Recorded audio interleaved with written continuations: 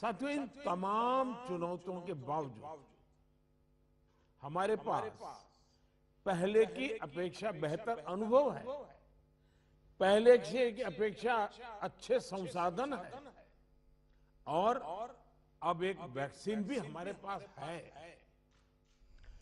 जन भागीदारी के साथ साथ हमारे परिश्रमी डॉक्टर्स और health workers, health care staff ने स्थिति को संभालने में बहुत मदद की है और आज भी कर रहे हैं।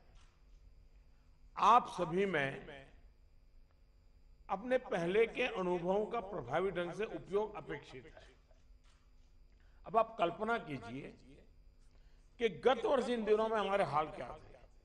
हमारे पास टेस्टिंग लैब नहीं थे, इवन मास्क कहां से मिलेगा ये भी एक चिंता का विषय था, पीपीई किट नहीं था और उस समय हमारे लिए बचने का एकमात्र साधन बचा था लॉकडाउन, ताकि हम व्यवस्थाओं को एकदम से जितना तेजी से बढ़ा सके और वो हमारी स्ट्रेटेजी काम आई। हम व्यवस्थाओं को बना सके, संसाधन खड़े कर पाए, हमारी अपनी कैपेबिलिटी बढ़ाई, दुनिया से जहां से प्राप्त कर सकते कर पाए और लॉकडाउन के समय का हमने उपयोग किया। लेकिन आज जो स्थिति है, आज जब हमारे पास सब संसाधन है, तो हमारा बल, और ये हमारे गवर्नेंस की कसौटी है, हमारा बल माइक्रो कंटेनमेंट जोन पर होना चाहिए। छोटे छोटे कंटेनमेंट जोन पे सबसे ज्यादा होना चाहिए। जहां पर रात्रि कर्फ्यू का प्रयोग हो रहा है, वहां मेरा आग्रह है कि उसके लिए शब्द प्रयोग हमेशा करें कोरोना कर्फ्यू, ताकि कोरोना के प्रति एक सजगता बनी रहे। कुछ लोग ये इंटेलेक्चुअल डिबेट करते हैं कि क्या कोरोना रात को ही आता है। हकीकत में दुनिया ने भी ये रात्रि कर्फ्यू के प्रयोग को स्वीकार किया है, क्योंकि हर व्यक्ति को कर्फ्यू समय होता है तो याद आता है कि हाँ, मैं कोरोना काल में जी रहा हूं और बाकी जीवन व्यवस्थाओं को कम से कम प्रभाव होता है। हाँ, अच्छा होगा कि हम कोरोना कर्फ्यू रात को 9 बजे शुरू करें या रात को 10 बजे शुरू करें और सुबह 5-6 बजे तक चलाएं, ताकि बाकी व्यवस्थाओं को प्रभाव ज्यादा न हो।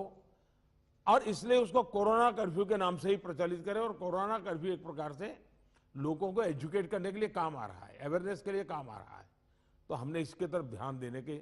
लेकिन मैंने पहले कहा, अब हमारे पास व्यवस्था इतनी हो चुकी है, माइक्रो कंटेनमेंट जोन, उसी पर बल दीजिए, आपको अच्छे परिणाम मिलेंगे। हाँ, उसमें जरा सरकार को थोड़ी मेहनत ज्यादा पड़ती है, गवर्नेंस को टाइट रखना पड़ता है, हर चीज को माइन्यूटली ऑब्जर्व करना पड़ता है, लेकिन ये मेहनत रंग लाएगी, ये मुझ पर विश्वास कीजिए। दूसरी बात है, हमने पिछली बार कोविड का आंकड़ा 10 लाख एक्टिव केसेस से 1.25 लाख तक नीचे लाकर दिखा दिया था।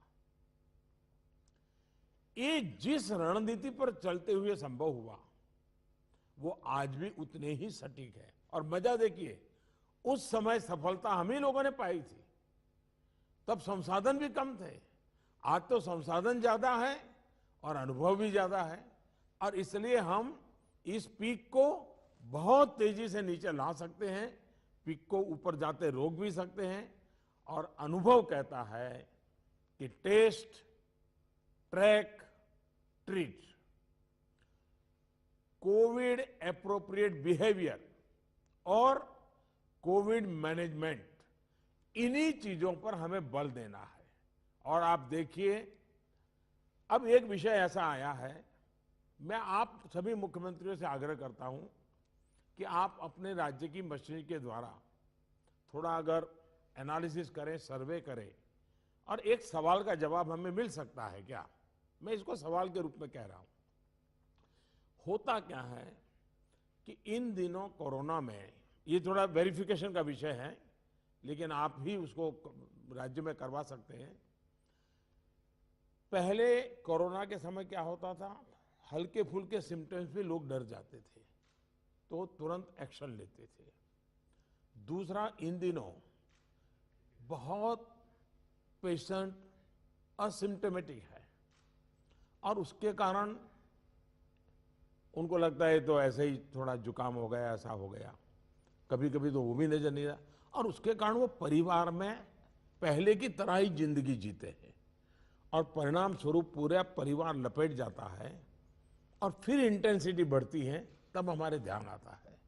जो आज परिवार जो इसमें लपेट में आ रहे हैं, उसका मूल कारण है शुरुआत एसिम्टोमेटिक से होती है और केयरलेस होने से होती है। उसका उपाय क्या है? उसका उपाय है प्रोएक्टिव टेस्टिंग। हम जितना ज्यादा टेस्टिंग करेंगे तो एसिम्टोमेटिक जो पेशेंट होगा वो भी ध्यान में आ जाएगा, तो परिवार में होम क्वारंटाइन वगैरह ढंग से कर लेगा। वो परिवार के साथ जैसे नॉर्मल जिंदगी जीता है वो नहीं जिएगा और इसलिए पूरा परिवार जो आज सब लपेट में आ जाता है उसको हम बचा सकते हैं। और इसलिए हम अभी चर्चा जितनी वैक्सीन की करते हैं उससे ज्यादा चर्चा हमें टेस्टिंग की करने की जरूरत है, बल टेस्टिंग पर देने की जरूरत है और हमने सामने से टेस्टिंग के लिए जाना है। उसको तकलीफ हो और फिर टेस्टिंग करने के लिए आए और फिर उसको पॉजिटिव नेगेटिव मिल जाए और वो मैं समझता हूं क्रम हमारे लिए थोड़ा बदलना पड़ेगा। हमारे पास वायरस को कंटेन करने के लिए एक अहम तरीका है कि हम ह्यूमन होस्ट को कंटेन करें। मैंने पहले भी कहा था, ये कोरोना एक ऐसी चीज है कि जब तक आप उसको लेकर के नहीं आओगे घर में नहीं आता है और इसलिए ह्यूमन सोर्स जो है हर एक को हमने जागरूक करना पड़ेगा, उसने नियमों का पालन करना होगा, ये बहुत आवश्यक है। और निश्चित तौर पर इसमें टेस्टिंग और ट्रैकिंग की बहुत बड़ी भूमिका है। हम टेस्टिंग को लाइट न लें। टेस्टिंग को हमें हर राज्य में इतना बढ़ाना होगा कि पॉजिटिव रेट कैसे भी करके 5% के नीचे ला करके रख जाए। और आपको याद होगा शुरू में जब कोरोना की खबरें आने लगी तो हमारे यहाँ कंपटीशन होने लगी, वो राज्य तो निकम्मा है वहाँ बहुत बढ़ गया, फलाना राज्य बहुत अच्छा कर रहा है, राज्यों की आलोचना करना बड़ा फैशन हो गई थी।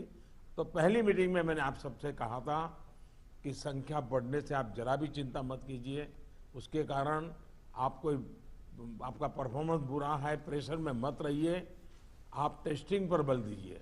और वो बात मैं आज भी कह रहा हूँ, संख्या ज्यादा है इसलिए आप गलत कर रहे हैं ये सोचने की जरूरत नहीं है।